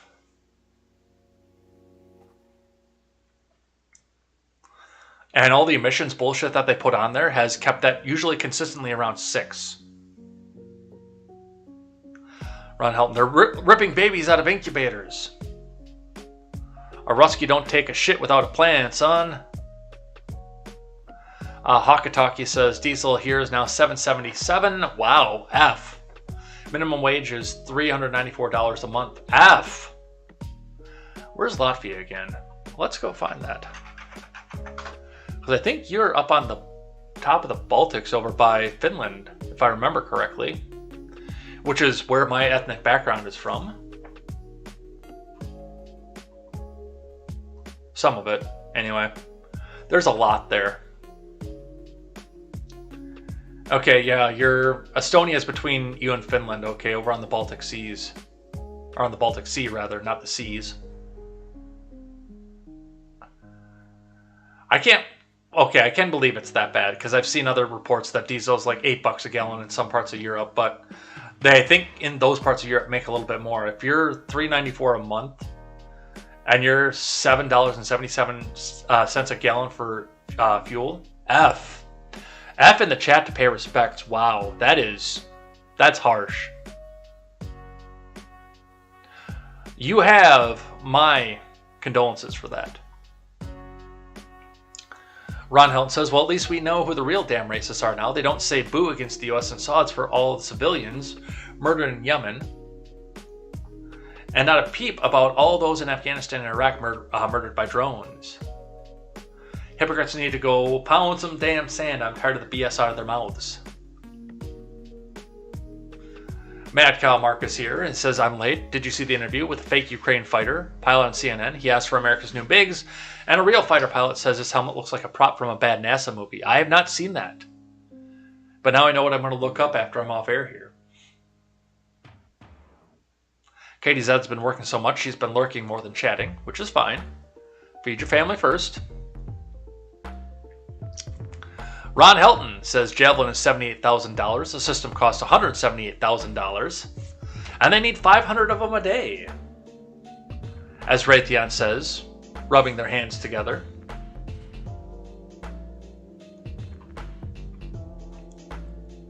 I'm excited to stream on your channel tomorrow. Yes, watch the channel for the updates because KTZed tomorrow is going to be streaming from this channel at a Trump rally. Can you say where the Trump rally is? I don't know if that's going to be a thing or not, because I don't want you to obviously get hurt.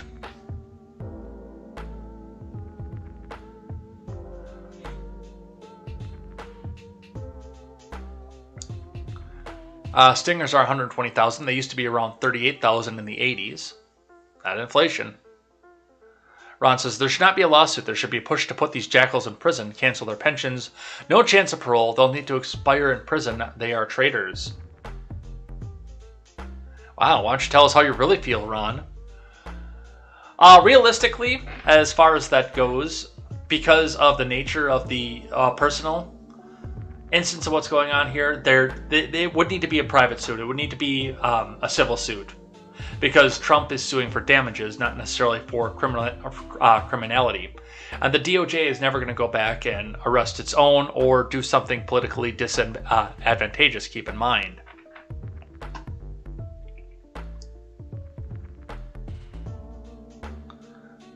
KTZed says spitting at a hotel is very mature behavior. Yes, because the adults are back in charge. Spartan says, I do not know what a car is. I'm not a mechanic. Arvolt likes my Peterson. Mad Cow Mark says 24 million isn't a lot of money compared to the people and corporations he is suing. Fair point.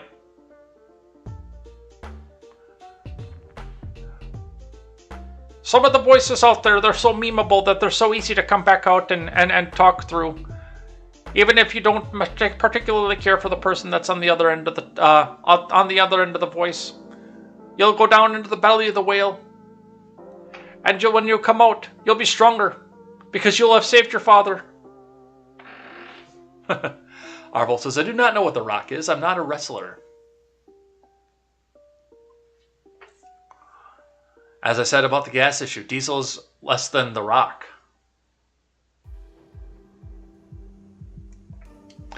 KTZed says, is it bad? I don't know my district. I know my reps, and I think it's District 11, but I'm not positive. I will look into that. But I will not do it on air. But yes, you should know what district you're in if you're going to make an informed vote. Now, KTZed says that women shouldn't vote, so that isn't as bad given her beliefs. But for the people who are going to vote, yes, you should know what your district is, who your reps are, and what they believe.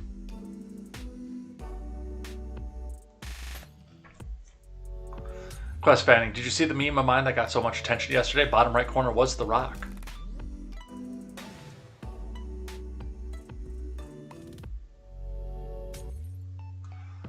You screenshot the stats. I'd have retweeted right then if you'd also shared it there. Must be talking about the meme. Fanning says, although I'm the same opinion as J. Edgar, we need to get past the confirmation nice and quick. Push this turd through the butthole that is the Senate. Yeah. I don't think that she's that good, especially now after seeing some of this stuff. I have a lot of questions about it, but I know that we're not going to get a lot of good out of this woman. Or out of this administration. And yes, Democrats should be forced to own this person.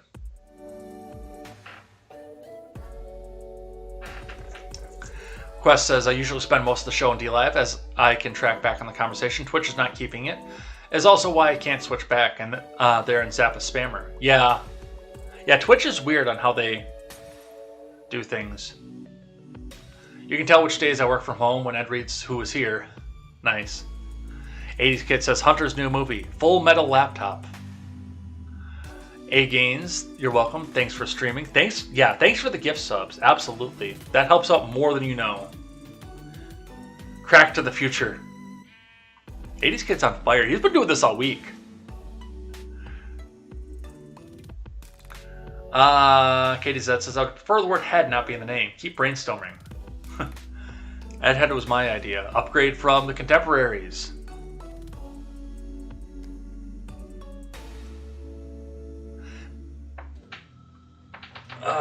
No, we're not doing rival tribes around here. KTZed says, I googled my district. It is 11, so I guess I did know what district I live in.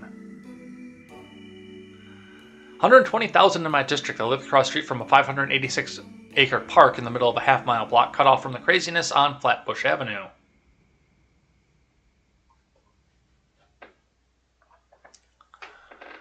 Uh, 80s Kid says, I've been sick in the hospital again. Health problems coming out of nowhere. F in the chat.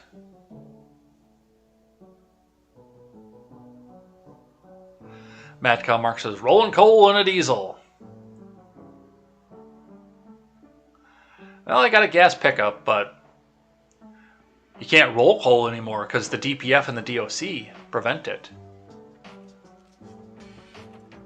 Spartan says, who heard the theory that the plan is to make Ukraine the second Israel, as in move the chosen into empty land after the war? Dude, nothing would surprise me at this point anymore.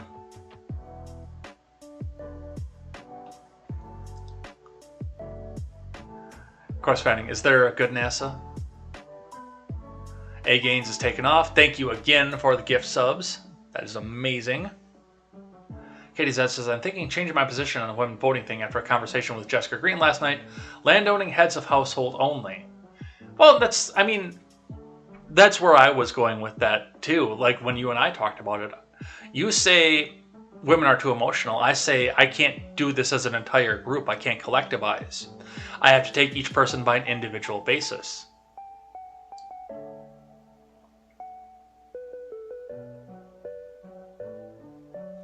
Matt Kalmark is paying $8.40 a gallon. F in the chat in Melbourne. And that is another F, and that is where we're going to take off for the day. Jeez, I'm going to be late for work today. But it's fine. I still got to go put pants on.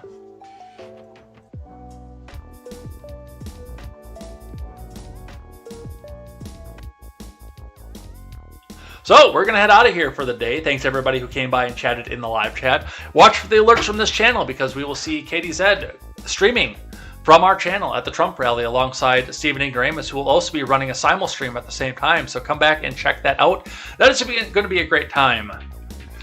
Definitely, we will see you here on Monday as well with me, because I'm not going to be all the way in Georgia, unfortunately, for the same rally.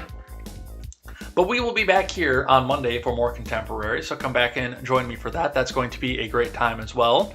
Definitely come back and enjoy your gift sub, especially if you have been gift sub too. So definitely love to see you guys here. And join us Monday night for KTZed Redemption, where we'll be talking about Ketanji Brown Jackson, what happened with that, and whether or not our opinions have shifted, plus the Ukraine, Biden's speech, the hunger, and more. Come back and join us for all this stuff. Stick around if you're on Twitch. We're going to go rating, and we will see you next time. And until then, I am Jay Edgar, and this is Contemporary. Take care.